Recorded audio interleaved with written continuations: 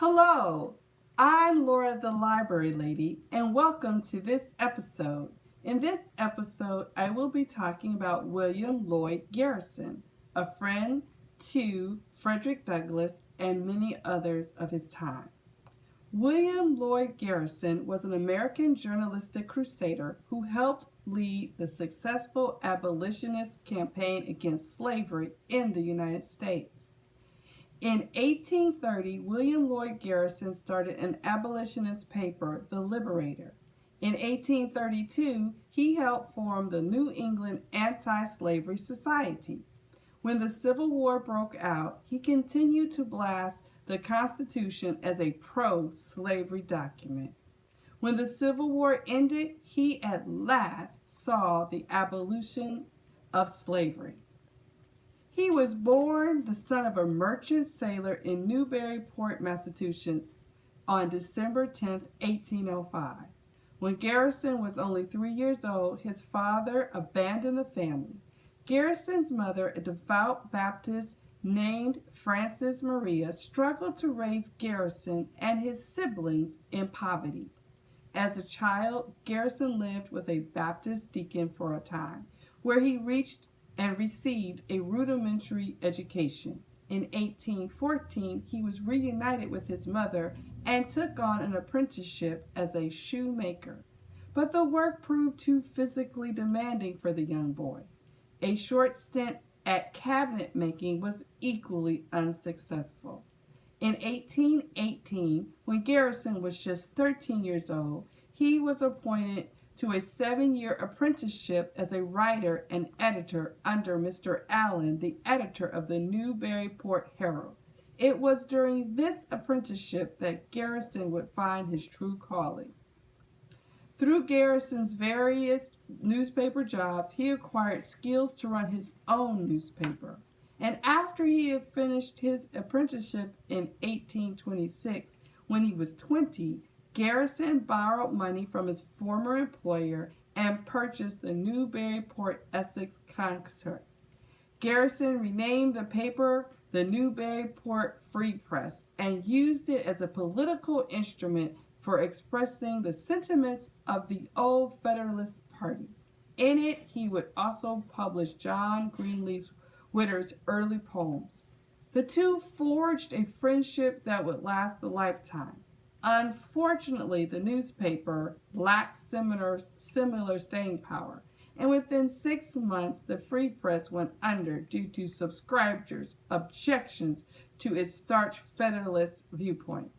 When the Free Press folded in 1823, Garrison moved to Boston, where he landed a job as a journeyman printer and editor for the New National Philanthropist, a newspaper dedicated to temperance and reform.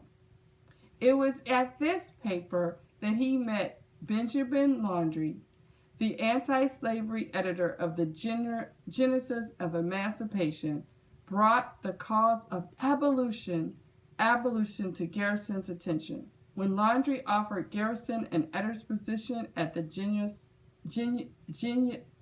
Genesis of Emancipation in Vermont, Garrison eagerly accepted. The job marked Garrison's initiation into the abolitionist movement. Girls and boys, this man was such a champion to the anti-slavery cause. And he was a friend to Frederick Douglass, and he also knew Harriet Tubman and Susan B. Anthony. And I don't have a book specifically about him in my home library, but I wanted to talk about him and tell you all about him because his newspaper, the Liberator, helped change so many people's minds. In fact, his motto of his paper was, "Our country is the world. Our countrymen are mankind." And he was so dedicated to the end of slavery. And he used the newspaper. Many of you don't have newspapers anymore like I do. But the newspaper was how people shared their ideas. And I used my laptop today to learn more about him. So when you're on the computer and using the internet, make sure your parents know what you're looking at and you look at sites that are authentic and true. Now, before I end today's episode, I wanted to show you this model. It's a very small model of the Guinnessburg Press. And it was created by a German man by the same name. He was an inventor in 1440. The reason I'm bringing this to your attention is because before we had this press, books were extremely expensive and only rich people had them. There were people who were called scribes who would literally write copy books. And the number one book that was copied, I believe, was the Bible. So before we had this printing press, an average person didn't have a book. And the average person didn't go to school and didn't learn to read and write. And Garrison, he had to work as a young child. He didn't get to go to school, and he learned things through an apprenticeship. Ask your parents what that means, because it was very different. So this is a model, and without that invention, making papers and books affordable to everyday people, we may not have schools today.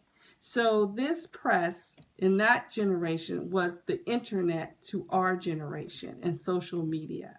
But we can thank an inventor in Germany for creating this. So girls and boys, think about what your life would be like if we didn't have the written word. And think about how the internet and social media helps you learn, especially at our time when our schools and libraries are closed. Well, that is all for today's episode. I hope you enjoyed it, and I hope you will join me tomorrow for the last Laura the Library episode for this week. I'll be talking about my hero, Miss Harriet Tubman. I hope to see you soon. Thank you, boys and girls. Bye.